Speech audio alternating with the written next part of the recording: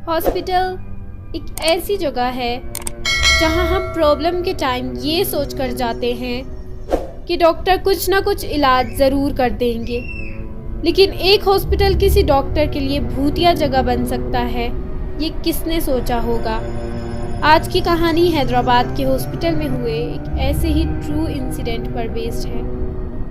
26 साल की डॉक्टर मारवा सावन MBBS की इंटर्नशिप के चलते नाइट ड्यूटी के लिए पोस्टेड थी। उसके साथ उसकी 2 बेस्टमेट्स नव्या और रफ़िया भी नाइट शिफ्ट के लिए हॉस्पिटल में थे।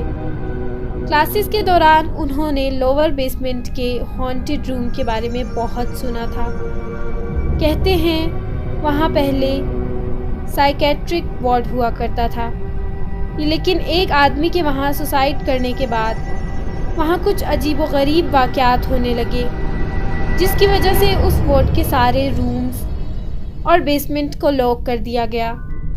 वहाँ किसी को भी जाने की इजाज़त नहीं थी और चाबियाँ बस सिक्योरिटी गार्ड अहमद चाचा के पास रहती थीं।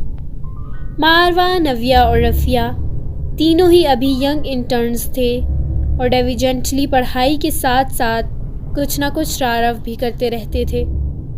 उस रात हॉस्पिटल में ज़्यादा पेशेंट नहीं थे, तो उन्होंने सोचा क्यों ना आज लोअर बेसमेंट जाकर उस जगह की तफ्तीश की जाए। तीनों ने किसी तरह अहमद चाचा से छुप कर चाबी ली और बेसमेंट की तरफ जाने लगे। सीढ़ियों की तरफ पहुंचते ही एकदम अंधेरा देखकर नव्या घबरा गई और उसने सबको वापस चलने के लिए कहा, लेकिन कोई नहीं माना। जैसे जैसे वो सीढ़ियाँ उतर रहे थे, नव्या की घबराहट बढ़ती जा रही थी, लेकिन उसे कोई डरपोक ना समझे ये सोचकर उसने कुछ नहीं कहा। उस लंबे से कॉरिडोर के एक रूम की लाइट फ्लिकर कर रही थी। तीनों घबराते हुए रूम तक पहुँचे। हर तरफ वो जगह बंद होने के बावजूद उस कमरे के आसपास बहुत ज़ोरों से हवा चल रही थी। नव्या को उस कमरे की एक खिड़की की रिफ्लेक्शन में पंखे से लटका एक आदमी दिखा। वो ज़ोर से चीख पड़ी। उसके चीखते ही मानो वो आदमी गायब हो गया। मारवा और रफ़िया उसके डर को देखकर ज़ोर ज़ोर से हंसने लगे और नव्या उन्हें फिर से कुछ नहीं बोल पाई। वो दोनों कमरे के और अंदर जाने लगे, लेकिन नव्या को अचानक बहुत ज़्यादा ठंड लगने लगी और वो कमरे के बाहर चली गई।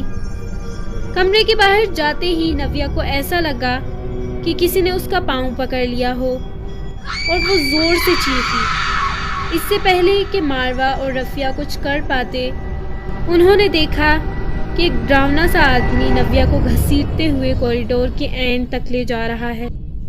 वो नव्या की तरफ भागने लगे, लेकिन ज़ोर से दरवाज़ा बंद हो गया और मारवा और रफ़िया रूम से बाहर नहीं निकल पा रहे थे।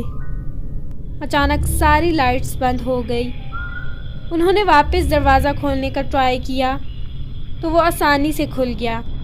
बेसमेंट में एकदम अंधेरा था और मारवा और रफ़िया को कुछ समझ नहीं आ रहा था।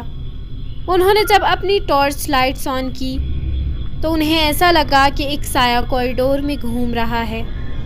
दोनों उस साए के पास आते ही बहुत ज़ोर से चीखे और बेसमेंट से भाग निकले। ऊपर जाते ही उन्होंने अहमद चाचा और कुछ लोगों की मदद से बेहोश नव्या को बेसमेंट से निकालकर ऊपर हॉस्पिटल के रूम में एडमिट किया। नव्या थोड़ी ठंडी पड़ी थी और कुछ बड़बड़ा रही थी। सारे सीनियर डॉक्टर्स ये देखकर शॉक थे। किसी को कुछ समझ नहीं आ रहा था। नव्या उस रात से 6 महीने तक कोमा में थी।